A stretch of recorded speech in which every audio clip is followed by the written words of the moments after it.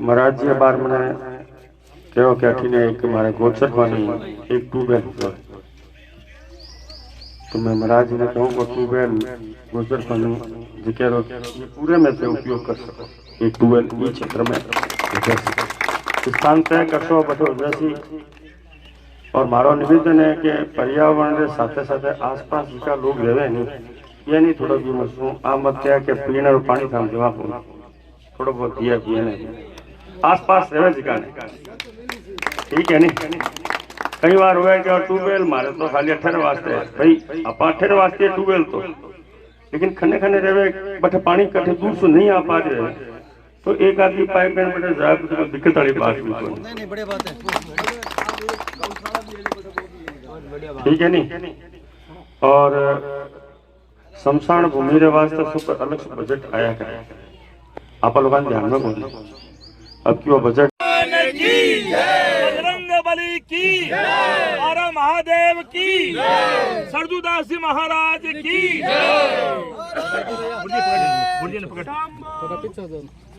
यहाँ पर आप देख सकते हैं हरियाली अमावस्या का ये दिन है। सरजूदास जी महाराज के साथ में ही बीकानेर पश्चिम विधानसभा क्षेत्र से विधायक जेठानंद जी व्यास लगातार हमने बातचीत के दरमियान बजट सत्र के दरमियान उन्होंने जो विधानसभा में बातें की हैं बीकानेर के डेवलपमेंट के लिए जो बातें की हैं और अब यहाँ पर उनके हाथों से ये बड़ का जो वृक्ष है ये बहुत ही पवित्र माना जाता है। सनातन संस्कृति में बड़ के पेड़ को लेकर के बहुत सारी चीज़ें की जा सकती है। आप देखें यहाँ पर मैं लगातार बता रहा हूँ एक संदेश यहाँ पर दिया जा रहा है कि हम प्रकृति का संरक्षण करें, पर्यावरण का पोषण करें, ज़्यादा से ज़्यादा पेड़ लगाएं, ज़्यादा से ज़्यादा पौधे लगाएं और यही हम सब के लिए महत्वपूर्ण बात है।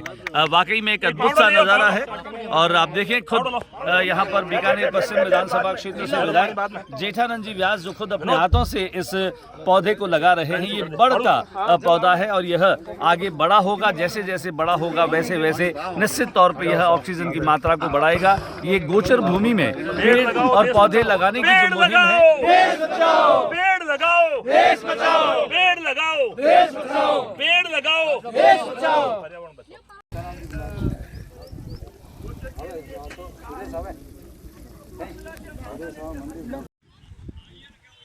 नमस्कार। आज हरियाली अमावस्या है और एक तरह से कहें कि वन महोत्सव का एक दौर चल रहा है। बीकानेर जैसे मरुस्थल में पौधे लगाने और यहाँ के पर्यावरण संरक्षण और संवर्धन को लेकर के यहाँ के न केवल स्वयंसेवी जो संस्थान है और यहाँ के जो पर्यावरण प्रेमी हैं उन लोगों ने एक बेहतर प्रयास किया है।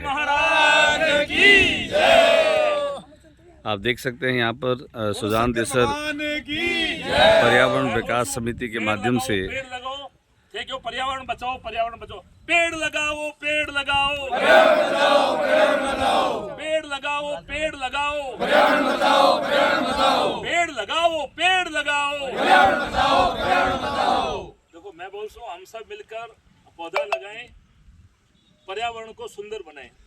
हम सब मिलकर पेड़ लगाएं, पर्यावरण को सुंदर बनाएं। हम सब मिलकर पेड़ लगाएं, पर्यावरण को सुंदर बनाएं। हम सब मिलकर पेड़ लगाएं, पर्यावरण को सुंदर बनाएं। हमारा उद्देश्य है हमारा बीकानेर और हमारा सुजान देसर गोचर हरा भरा हो। एक छोटा सा प्रयास है, आप सबका आशीर्वाद।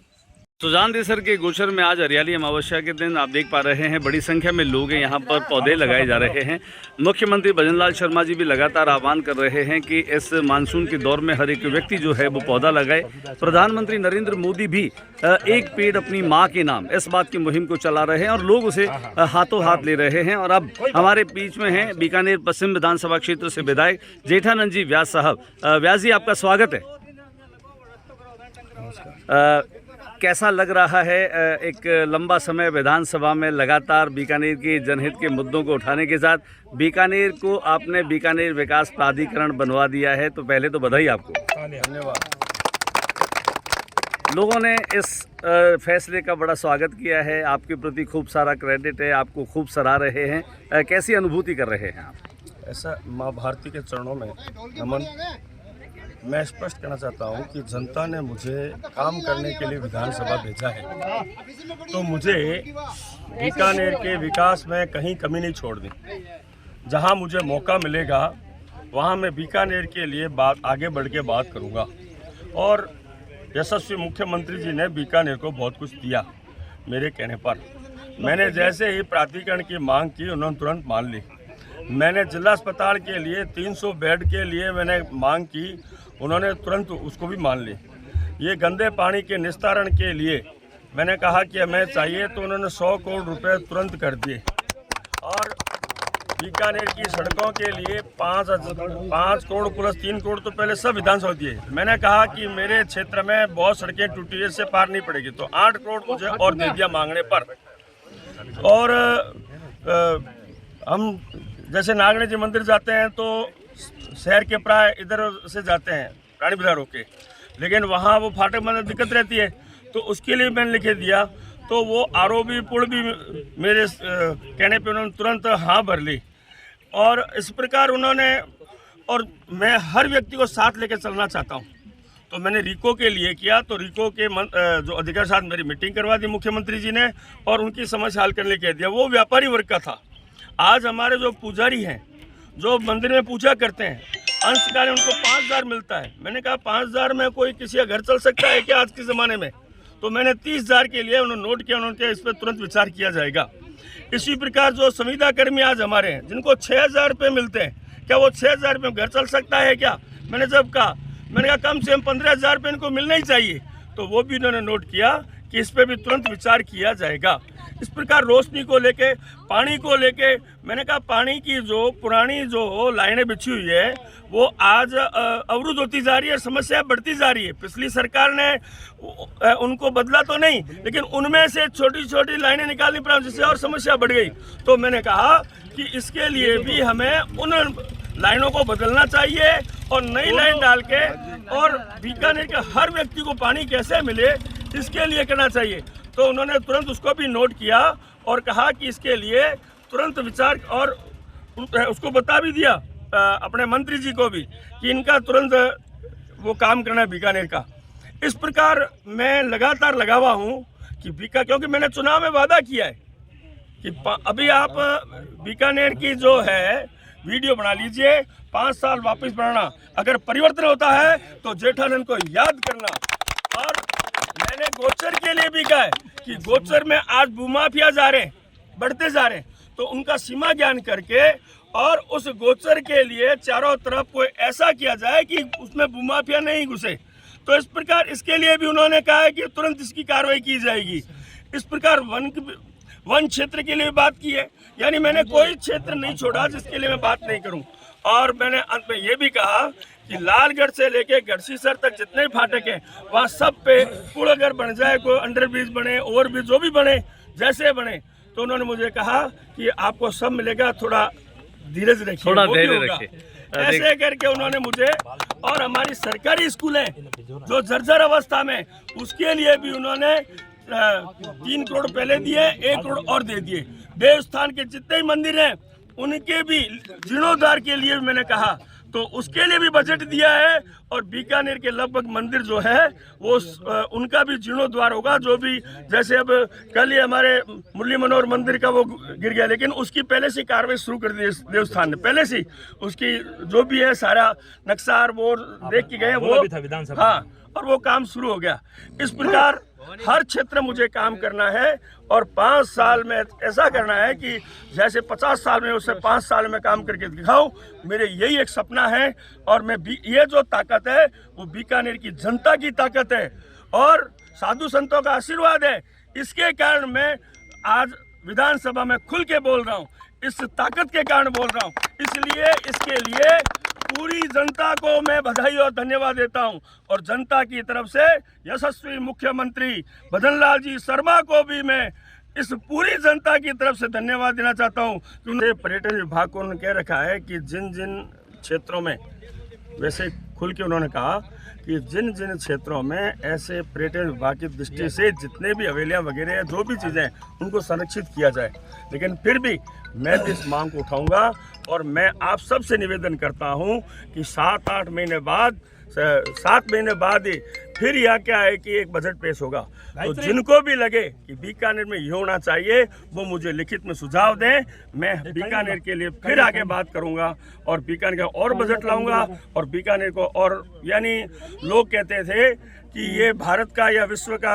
यहाँ पर देखिए, जहाँ पर भी हमारी नज़र जा रही है, दंपति हैं, पति पत्नी साथ में पौधा लगा रहे हैं। अगर आप गृहस्थ के सारे अनुष्ठान एक साथ करते हैं तो पौधे लगाने का अनुष्ठान भी क्यों न साथ किया जाए। वाकई में ये अद्भुत संयोग कहें या फिर इसे बॉन्डिंग कहे, पति पत्नी के बीच में सुखमय जीवन का आधार भी कहीं न कहीं प्रकृति ही होती है और स्त्री को भी प्रकृति का ही रूप माना गया है। निश्चित तौर पे इसका संरक्षण, इसका पोषण और इसका संवर्धन हर पुरुष की जिम्मेदारी होती है। मित्रता दिवस का ये दिन, आज हरियाली अमावस्या के दिन पौधे लगा करके इसे यादगार के रूप में सेलिब्रेट किया जा रहा है। सर, नाम बताएं आप अपना। तरुण सोनी। तरुण जी, इससे पहले भी आपने पौधे लगाए हैं? हाँ, काफी लगा चुका हूँ मैं। यहाँ इस गोचर पर आप लगातार आते हैं? हाँ, लगातार आ रहे हैं। आज पत्नी के साथ में पौधा लगा रहे हैं, हाँ। तो कैसा लग रहा है आपको? बहुत अच्छा लग रहा है और सबको लगाना चाहिए। सबको लगना चाहिए। एक संदेश देना चाहते हैं कि कम से कम दोनों मिलकर, पति पत्नी मिलकर एक पौधा जरूर लगाएं। जरूर लगाएं। चलिए, आपका नाम बताएं आप। सुषमा। सुषमा जी, आप पहली बार पौधा लगा रही हैं, पहले भी लगाए? इनके साथ लगा चुकी। इनके साथ लगा, यानी आप भी जीवन का हर काम जो है वो इनके साथ करना चाहती। कुछ कहेंगी आप उन महिलाओं को, स्त्रियों को जो खास तौर से शहर की उस चकाचौंध में हैं, कभी वन या कभी इस तरह की गोचर में वो नहीं आती है, पौधे पेड़ कैसे लगाएं उनको नहीं मालूम है, उनको कुछ कहना चाहेंगी आप? हरियाली से तो नाता जोड़ के ही रखना चाहिए, तो हरा भरा जीवन रहता है। हरियाली से नाता जोड़ेंगे तो जीवन हरा भरा रहेगा।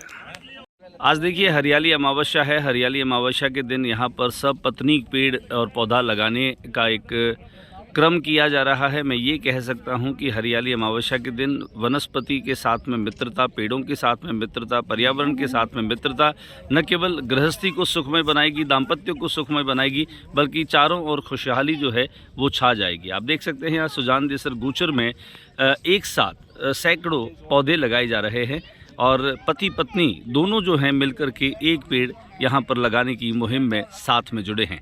निश्चित तौर पे यह अपने आप में एक अनूठा उदाहरण है।